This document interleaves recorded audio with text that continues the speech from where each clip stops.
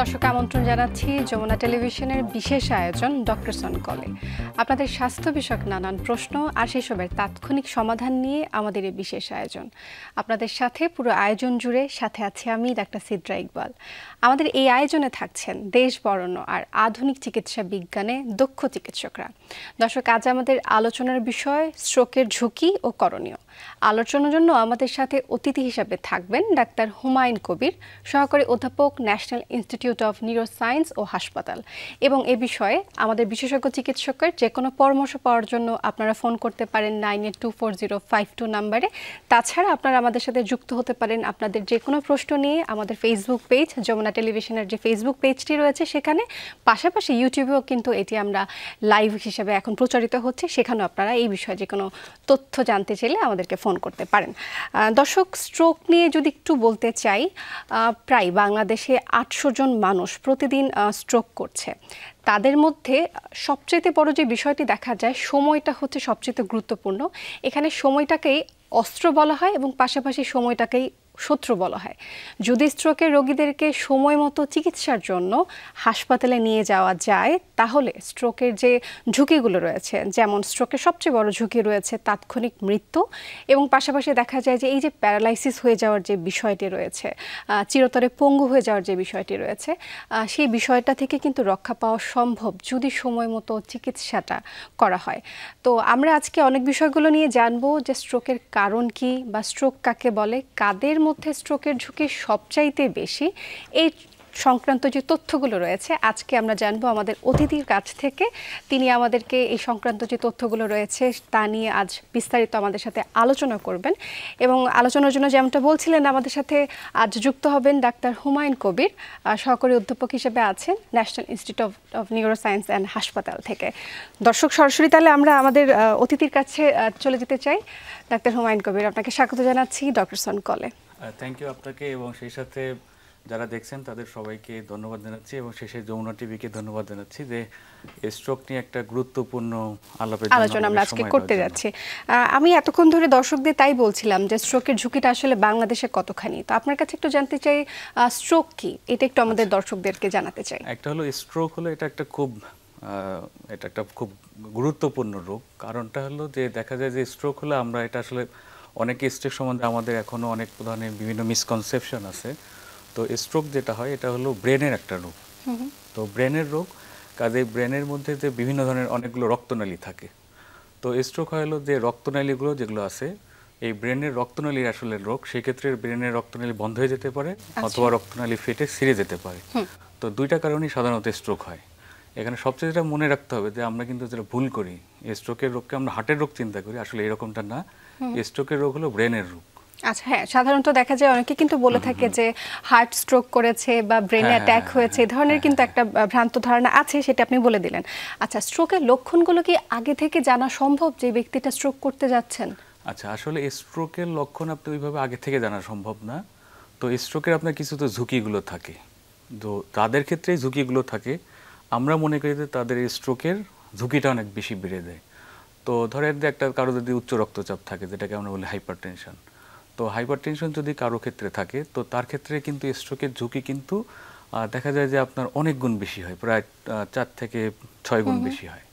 এবং শুধু এটা না, মনে করেন যে যদি কেউ যদি আপনার, আমরা যেটাকে বলি, আমরা তো হাইপারটেনশনকে তো আমরা মাপি ধরেন মিলিমিটার মার্কারে দিয়ে।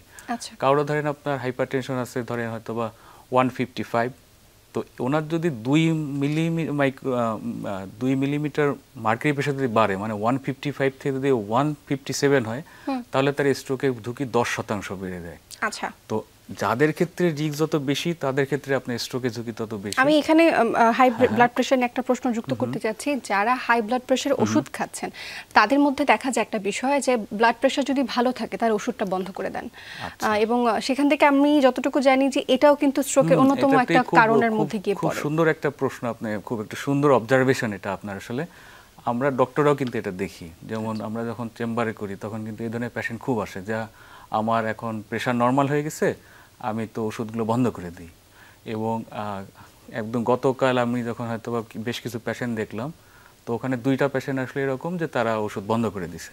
আচ্ছা, তো এই ক্ষেত্রে হয় কি যে আপনার, আমি যেটা তাদেরকে সহজ করে বোঝানোর জন্য যেটা বলি সেটা হলো যে আপনি যদি প্রেশারের ওষুধ খান, এটা আপনার যতটা না আপনার ক্ষতি করবে, প্রেশার ওষুধ যদি আপনি না খান এটা যতটা না ক্ষতি করবে, প্রেশার ওষুধ যদি খেয়ে বন্ধ করেন সেটা তার চেয়ে আরও বেশি ক্ষতিকর। মানে ধরেন আপনি প্রেশার ওষুধ খাচ্ছেন হঠাৎ করে আপনি কিছুদিন খেলেন না, তো আপনার বডি তো প্রেশার ওষুধে অ্যাডাপ্টেড হয়ে যায়। তো যখন আপনি এটা হঠাৎ করে বন্ধ করবেন ওই সময় কিন্তু আপনার দেখা যায় যে হঠাৎ করে ব্রেনের রক্তনালী ছিঁড়ে যায়। এবং যেটা আমরা শুরুতেই বলতেছিলাম যে প্রেশার আমরা দুই ধরনের স্ট্রোক বলে থাকি, একটা ইসকেমিক স্ট্রোক আর একটা হেমোরেজিক স্ট্রোক। ইসকেমিক স্ট্রোক রক্তনালী বন্ধ হয়ে যায়, আর হেমোরেজিক স্ট্রোকে আপনার রক্তনালী ছিঁড়ে যায়। এদের মধ্যে হেমোরেজিক স্ট্রোক কিন্তু আপনার মৃত্যু হার অনেক বেশি। তো এই যে রক্তনালী যেটা ছিঁড়ে যায়, এটা কিন্তু আপনি যদি প্রেশার ওষুধটা যদি এরকম খাচ্ছেন বাদ দিচ্ছেন খাচ্ছেন, তাহলে কিন্তু রক্তনালী ছিঁড়ে যাওয়ার সম্ভাবনা অনেক বেশি এবং সেটা কিন্তু ঝুঁকি অনেক বেশি, ঝুঁকিটাই সবচেয়ে বেশি। ছোট করে আরেকটু জানতে চাই যে হচ্ছে এই যে যখন বলেন পেশেন্ট এসে যে আমার ব্লাড প্রেশারটা তো এখন নরমাল হয়ে গিয়েছে, তাহলে কি আমি ওই যে আগের ওষুধটা ছিল সেটা কি খাবো নাকি পরবর্তীতে সেটা পরিবর্তন করে নিতে হবে? এটা যেটা আমরা বলি খুব, যেমন আমি যেটা এবার আমার পেশেন্টদেরকে বুঝাই যে তাহলে আপনার ডায়াবেটিস, এটা কি কোনোদিন ভালো হবে? না, এটা কিন্তু নির্মূল হবে না। এটা আপনার কি করা যায়? নিয়ন্ত্রণ করা যায়। তো হাই প্রেশার এটা আপনার কি, এটা আপনার কিন্তু নির্মূল হবে না, এটা নিয়ন্ত্রণ করা যায়। যেমন আপনি এটা ওষুধ খাচ্ছেন জন্য আপনার প্রেশারটা নিয়ন্ত্রণে আছে, যখন আপনি ওষুধটা বন্ধ করে দিবেন সাথে সাথে আপনার প্রেশার বেড়ে যাবে। তো এটা যখন বাড়বে তখন আপনার বডির রিয়াকশনটা বেশি হয়ে যায়, তখন আপনার এটা রক্তনালী ছিঁড়ে যাওয়ার সম্ভাবনা বেশি থাকে। কাজেই ওষুধ এটা আপনি কমাবেন কিনা এটা আপনার অবশ্যই আপনার ডক্টরের শরণাপন্ন হয়ে সেই সিদ্ধান্তটা তারপরে। যদি বেশি প্রেশার কমে যায় তখন উনি আপনার আলটিমেটলি অবশ্যই আস্তে আস্তে প্রেশারের ওষুধ হয়তো বা কমায় নিয়ে আসবেন। তবে সেটা একেবারে হুট করে কমানো যাবে না। ডাক্তার হুমায়ুন কবির, আমার আরো প্রশ্ন রয়েছে, তবে আমাদের এই মুহূর্তে একটা বিরতি নিতে হচ্ছে, এরপর ফিরছি আবার আপনার কাছে। দর্শক, ডক্টরস অন কল অনুষ্ঠানে নিচ্ছি ছোট্ট একটি বিরতি, আমাদের সাথেই থাকবেন।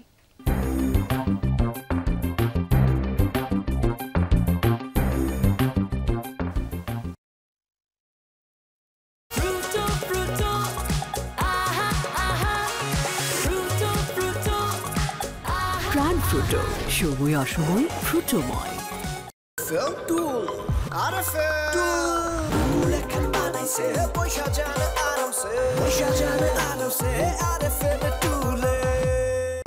মিল্ক সোপার এর মিল্ক লোশন প্রতিবার গোসলের পর আমার ত্বক রাখে নরম ও মসৃণ। দেশের প্রথম 5D AI inverter Jamuna AC, যা এলইডি বাল্বের মতোই অল্প বিদ্যুৎ খরচে চলে। কিভাবে? ডিসি ইনভার্টার ব্যবহারের ফলে আরো অধিক বিদ্যুৎ সাশ্রয় করে ও ডুয়েল গোল্ড ফিন অধিক স্থায়িত্ব নিশ্চিত করে। এছাড়াও যমুনা এসিতে রয়েছে ইউভি কেয়ার টেকনোলজি। আপনার মনে হতে পারে এটা তো ম্যাজিক, কিন্তু আমরা বলছি innovation. Jamuna AC, innovation for smarter life. শুধুমাত্র বাছাইকৃত সরিষা দানা থেকে তৈরি, তাই ঝাঁঝ ও স্বাদে একদম শতভাগ। ফ্রেশ সরিষার তেল, বাংলার সেই স্বাদ। ভাবি, ভাইয়াকে একটু ঝুঁকে ঝুঁকে রাখবেন।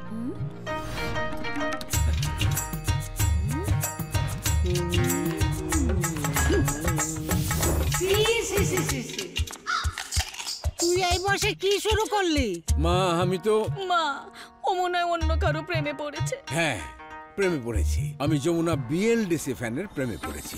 70% বিদ্যুৎ সাশ্রয় যমুনা বিএলডিসি ফ্যান, যে কোনো ভোল্টেজে একই গতিতে চলতে সক্ষম। তাই যমুনা বিএলডিসি ফ্যানের বাতাসে প্রেমে পড়া যায় অনায়াসে। তাহলে এটা কি? বিদ্যুৎ বিল। স্কোয়ার ইনোভেশন জুই মাল্টিভিটামিন কোকোনাট অয়েল, এতে নারকেল তেল ও 14টি হার্বসের সাথে আছে মাল্টিভিটামিন ক্যাপসুল। চুলের ভিটামিন জুই মাল্টিভিটামিন কোকোনাট অয়েল। দর্শক, আবারও আমন্ত্রণ জানাচ্ছি ডক্টরস অন কলে। আমরা কথা বলছি আজকে স্ট্রোক এবং এই বিষয়ে যা করণীয় রয়েছে সেই সংক্রান্ত বিষয়গুলো নিয়ে, এবং কথা বলবার জন্য সাথে আছেন ডাক্তার হুমায়ুন কবির, সহকারী অধ্যাপক ন্যাশনাল ইনস্টিটিউট অফ নিউরোসায়েন্স থেকে। আমরা কথা বলছিলাম স্ট্রোক নিয়ে। এবার যতটুকু জানি যে স্ট্রোকের বিষয়ে সময়টা কিন্তু খুবই গুরুত্বপূর্ণ একটা ডিসিশন। আপনি যেমনটা বললেন যে স্ট্রোক দুই রকম হয়ে থাকে, যদি ব্লক হয় সেটা একটা, আর যদি হেমোরেজিক অর্থাৎ রক্ত যদি ক্ষরণ হয়। তো তখন যদি রক্তক্ষরণ হয়ে যায় তখনকার চিকিৎসাটা আসলে কি হবে সেটি আগে আমি জানতে চাই। আচ্ছা, আমরা তো স্ট্রোককে দুইটা ভাগে ভাগ করলাম। তো যদি রক্তনালী ব্লক হয় এটাকে আমরা ইসকেমিক স্ট্রোক, এটা কিন্তু পার্সেন্টেজ অনেক বেশি, 85%। আর রক্তনালী যদি রক্তক্ষরণ হয় সেটা কিন্তু আপনার মারাত্মক, কিন্তু সেটা পার্সেন্টেজ কম, এটা হলো প্রায় 15%। তো আমি যদি আপনি যেহেতু রক্তক্ষরণটা বলতে চাচ্ছেন, তো রক্তক্ষরণের ক্ষেত্রে আমরা কিন্তু আবার ভাগ করে থাকতে পারি। একটা হচ্ছে আপনার ব্রেনের মধ্যে রক্তক্ষরণ, আর ব্রেনের পর্দায় কিছু রক্তক্ষরণ হয়। ব্রেনের মধ্যে যেটা রক্তক্ষরণ এটাকে আমরা বলি ইন্ট্রাসেরেব্রাল হেমোরেজ, আর যেটা ব্রেনের পর্দার মধ্যে যেটা সেটা সাবঅ্যারাকনয়েড হেমোরেজ। এই দুইটা হলো সব, এদের মধ্যে সবচেয়ে ডিভাস্টেটিং হলো আপনার সাবঅ্যারাকনয়েড হেমোরেজ। মানে এখানেও রক্তক্ষরণ হয় কিন্তু সেটা ব্রেনের বাইরের দিকে রক্তটা থাকে। আর এদের ক্ষেত্রে হেমোরেজের ক্ষেত্রে সাবঅ্যারাকনয়েড হেমোরেজ এতটা মারাত্মক যে এদের ক্ষেত্রে আপনার মর্টালিটি ধরেন হসপিটালে আসার আগেই 30% মানুষ মারা যায়। অনেক বেশি। হ্যাঁ, মানে ধরেন 100 জনের মধ্যে 30 জন মারা যায়। আর হসপিটালে ভর্তি হওয়ার পর প্রথম ধরেন যে আপনার 1 মাসের মধ্যে মারা যায় আরও 100 জনের মধ্যে 20 জন, তার মানে প্রায় 50 জন মানুষ কিন্তু কোনো ধরনের চিকিৎসা শুরুর আগেই মারা যাচ্ছে। আর বাকি যে 50% আছে এদের মধ্যে কিন্তু আবার 1 বছরের মধ্যে মর্টালিটি কিন্তু অনেক হয়। তো রক্তক্ষরণের মধ্যে সাবঅ্যারাকনয়েড হেমোরেজটা খুবই ডেঞ্জারাস রোগ। আর তখন কি অপারেশনের কোনো প্রয়োজনীয়তা আছে? যদি আমরা বলি সাবঅ্যারাকনয়েড হেমোরেজের ক্ষেত্রে এটা যেটা হয় যে এইটা ধরেন আপনার আমরা যেটা করি যেটাকে আমরা দুইভাবে ট্রিটমেন্ট করতে পারি। সাবঅ্যারাকনয়েড হেমোরেজের কিন্তু আপনার যদি আমরা বলি ডেফিনিটিভ ট্রিটমেন্ট তাহলে কিন্তু আপনার অপারেশন বা সার্জারি। তো এই সার্জারিটা কিন্তু আমরা দুইভাবে করতে পারি। একটা হলো যে আমরা আমাদের যারা সার্জন কলিগ আছেন ওনারা যেটা করেন যে এটা ব্রেন কেটে ওনারা যে একটা সাবঅ্যারাকনয়েড হেমোরেজ মানে হলো যে ব্রেনের রক্তনালীতে একটা ফোসকা তৈরি হয়। এটাকে আমি অনেক সময় আমি বলে থাকি অ্যাটম বোমা। মানে এইটা যখন বাস্ট হবে তখন আপনার কিন্তু ডিভাস্টেটিং হয়, মানে ওই যে 50% লোক মারা যায়। তো এটা আমরা করতে পারি কি যে ফোসকাটা তৈরি হয়েছে এটা আমরা একটা সার্জারি করে ওখানে আমরা ক্লিপ বসায় দিই, বসিয়ে দিয়ে যে অংশটা রক্তনালীর ফোসকাটা ওটা আমরা কেটে ফেলে দিই। আর আধুনিকভাবে আমরা যেটা করে থাকি সেটা হলো যে আমরা যেমন আমরা যেটা করি যে এখান থেকে আমরা একটা রক্তনালী যেমন ঘাটে যেরকম এনজিওগ্রাম করে ঠিক ওইভাবে আমরা এনজিওগ্রাম করে আমরা যে কিছু ওয়্যার ক্যাথেটার আছে এগুলো আমরা ব্রেনে নিয়ে যাই। ব্রেনে নিয়ে গিয়ে আমরা যে জায়গাটা রক্তনালী ফোসকা থাকে ওই জায়গাটা আমরা কয়েল করে বন্ধ করে দিই। আচ্ছা, এই তো গেল আমাদের হচ্ছে বলছিলেন যে কম পার্সেন্টেজ যে হেমোরেজিক রোগ হচ্ছে সেটার বিষয় নিয়ে। এবার একটু জানতে চাই ব্লকেজ যেটা হয় ব্রেনের মধ্যে ইসকেমিক স্ট্রোক যেটা হয় সেটা নিয়ে জানতে চাচ্ছি। ইসকেমিক স্ট্রোকের রোগীদের ক্ষেত্রে আপনারা কি চিকিৎসা দিয়ে থাকেন, কি আধুনিক চিকিৎসা রয়েছে সেই উত্তরটা আমি নেব। আচ্ছা, একটা হলো যে ইসকেমিক স্ট্রোক তো আমাদের দেশে অনেক পার্সেন্টেজ অনেক বেশি। আমরা যদি পরিসংখ্যান বলি তাহলে দেখেন যে আমাদের সারা বিশ্বে প্রায় আপনার 1.5 কোটি মানুষ প্রতি বছর স্ট্রোকে আক্রান্ত হয়। এদের মধ্যে প্রায় অর্ধ কোটি মানুষ মারা যায়, অর্ধ কোটি মানুষ পঙ্গুত্ব বরণ করে। আর 2050 সালের মধ্যে এই সংখ্যাটা কিন্তু 80 গুণ বেড়ে যাবে। তার মানে স্ট্রোক কিন্তু একটা ভয়াবহ ব্যাপার হতে যাচ্ছে, অনেক বড় একটা বিষয়। তো এটার ক্ষেত্রে আমাদের দেশে যদি আমি বলি আমাদের দেশে কিন্তু প্রতি 1012 জন মানুষ কিন্তু স্ট্রোকে আক্রান্ত হন, তার মানে হিউজ নাম্বার। তো এটার ক্ষেত্রে আমরা কি করি, আমরা যেটা ইসকেমিক স্ট্রোক যেটা আছে এটাকে আমরা প্রথম এটা আধুনিক, আগে মনে করা হতো যে স্ট্রোকের কোনো চিকিৎসা নেই। এর আগে যেটা আমরা বলতাম যে স্ট্রোক করে গেছে মানে ওই পাশে একজনের 1 হাত পা অবশ হয়ে থাকবে, সে ভিক্ষা করে থাকবে অথবা বিছানায় পড়ে থাকবে। কিন্তু আসলে এখন স্ট্রোকের চিকিৎসা এত বেশি অ্যাডভান্সড যে ধরেন স্ট্রোকের চিকিৎসা কিন্তু মনে করেন যে এবং বিদেশে তো আছেই, আমাদের দেশেও কিন্তু অনেকটা অ্যাডভান্সড। যেমন আমরা এখানে ভাগ করে থাকি, আমরা স্ট্রোকের চিকিৎসাকে দুইটা ভাগ করি, একটা হলো আপনার আইভি থ্রোম্বোলাইসিস আর একটা মেকানিক্যাল থ্রোম্বেক্টমি। আইভি থ্রোম্বোলাইসিস যেটা এটা হলো ধরেন ওই হার্টের যখন ওরা হার্ট অ্যাটাক করে ওরা কি করে, ওরা একটা ইনজেকশন দিয়ে দেয়, সাথে হসপিটালে নিয়ে গেলে ইনজেকশন দিয়ে দেয়। আমরা যেটা করি যদি 4.5 ঘন্টার মধ্যে কেউ যদি আসতে পারে হসপিটালে তাহলে আমরা একটা ইনজেকশন দিয়ে নিই, এটাকে আমরা বলি এলটিপ্লেস। নতুন করে একটা ড্রাগ আসছে যেটা টেনেক্টিপ্লেস। এই ওষুধটা 4.5 ঘন্টার মধ্যে দিলে আপনার যে জায়গাটা ব্লক হয় এই ওষুধটা গিয়ে ওই জায়গাটায় রক্তটাকে গলায় ফেলার কারণে আপনার রক্ত চলাচলটা স্বাভাবিক হয়ে যায়। ফলে পেশেন্টের কিন্তু অনেক ইমপ্রুভমেন্ট হয়, প্রায় 100 জনের মধ্যে আপনার 70 জনের অনেক ইমপ্রুভমেন্ট হয়। আর একটা যেটা আছে যদি এখন একটা পেশেন্ট হয়তো বা আপনার 4.5 ঘন্টার মধ্যে আসতে পারেনি, ওদের ক্ষেত্রে আমরা যেটা করি সেটাকে মেকানিক্যাল থ্রোম্বেক্টমি। মেকানিক্যাল থ্রোম্বেক্টমি হলো আমরা ওই আবার আমাদের পেশেন্টকে ক্যাথল্যাবে নিয়ে গিয়ে আমরা আপনার ওই যে ওয়্যার ক্যাথেটার এগুলো দিয়ে আমরা ব্রেনের মধ্যে যাই, যে জায়গাটায় ব্লক থাকে ওই জায়গাটায় আমরা একটা স্ট্যান্ড বসাই, মানে একটা তার জালির মতো। আচ্ছা। তো বসানোর পর ওখানে রক্তের দলাটা ওইখানে ধরেন আটকে যায়, এরপর আমরা পুরো রক্তের দলাটা আমরা টেনে বের করে নিয়ে আসি, ফলে আবার নর্মাল স্বাভাবিক আচ্ছা, রক্ত এই পরেও কি হচ্ছে রোগীর প্যারালাইসিস হওয়ার সম্ভাবনা থাকে, বা ওই যে ডান পাশটা হচ্ছে অবশ হয়ে গিয়েছে, এটা কি হয়ে যাবে আবার, মানে এটার পরেও হয়ে থাকে নাকি? আচ্ছা, এই ক্ষেত্রে ধরেন যে আমরা যেটা হয়, যেমন এখানে যদি আমরা যদি এটা নিয়ে আলাপ করি, আমার মানে আধুনিক চিকিৎসা, তাহলে লোকজনের জন্য সুবিধা হবে। তো এই যে আমরা যে আইভি থ্রোম্বোলাইসিস, এটা কিন্তু আমাদের দেশে এখন অনেক জায়গায় হচ্ছে। যেমন ধরেন আমাদের নিউরোসায়েন্স এটা প্রথম চালু হয়েছে, এই পর্যন্ত প্রায় আমার মনে হয় 500-র উপরে আমরা পেশেন্টকে করতে পারছি। তারপরে এটা আমাদের ধরেন বিএমইউ, এখানে বাংলাদেশ মেডিকেল ইউনিভার্সিটি হচ্ছে, ঢাকা মেডিকেল কলেজে হচ্ছে, তারপর উত্তরা আধুনিকে হচ্ছে, এখানে সাভারে যে একটা medical college, Enam medical college, সেখানে হচ্ছে, এবং ঢাকার বাইরে হচ্ছে। আচ্ছা। তারপর বেসরকারির মধ্যে মনে হয় এভার কেয়ার স্কোয়ারে হয়, ঢাকার বাইরে আপনার চিটাগাংয়ে হয়, সিলেটে হয়। তো এটার ক্ষেত্রে যেটা হচ্ছে যে আমরা যেটা বলতেছি যে সবাই কি ভালো হবে, ব্যাপারটা কিন্তু ওই রকম না। যেমন এক্ষেত্রে গবেষণায় যেটা দেখা গেছে, একটা গবেষণা এসেছিল যে আপনার কত পার্সেন্ট পেশেন্ট কীভাবে ইম্প্রুভমেন্ট হয় আইভি থ্রোম্বোলাইসিস দেওয়ার পর। 3 মাস পর দেখা গেছে যে 50% আইভি থ্রোম্বোলাইসিস করে 50% একদম স্বাভাবিক হয়ে গেছে। 50% খুব বড় একটা সংখ্যা, বড় সংখ্যা। এবং 20% হলো সে নিজের কাজ নিজে করতে পারে, লিটল বিট হেল্প লাগে। আর তাহলে 70%, আর 10% হলো সে একদম বেড বাউন্ড হয়ে যায়, 20% মারা গেছে। আচ্ছা। এটা হলো ধরেন একটা বাইরের ইয়েতে। যেমন আমি আমার ফেলোশিপে যখন আমি বিদেশে, আমি জার্মানিতে এবং প্যারিসে কাজ করলাম, তো ওদেরও কিন্তু দেখা যায় যে আপনার এরকম কাজ করতে গেলে কিন্তু ওদেরও পেশেন্ট মারা যাচ্ছে। তো আমাদের দেশে আমরা যেটা মনে করতেছি যে এটা করলেই পেশেন্ট একদম নর্মাল হয়ে যাবে, এটা না।